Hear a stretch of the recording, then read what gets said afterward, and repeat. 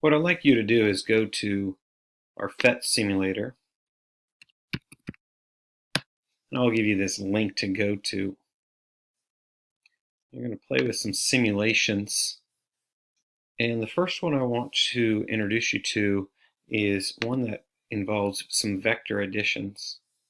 And so if you clicked on the math over here and going to the bottom here, there is one called vector addition.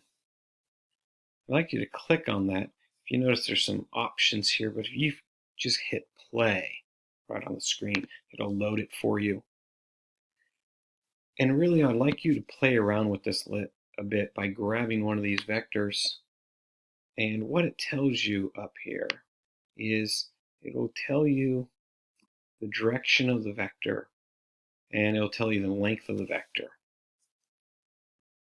These are the components of the vector. So if I go ahead and rotate this a little bit, maybe to 45 degrees, you'll notice that the y component and the x component will both represent 15, meaning the lengths of the side. You're welcome to look at the components in this fashion. Some students prefer like this to see that there's 15 to the right and 15 up.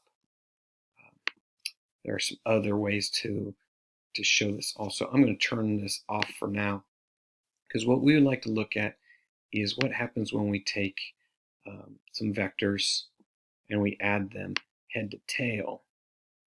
And if I take this, make a few of these, and add them head to tail, most students are familiar with something like this, where I have a closed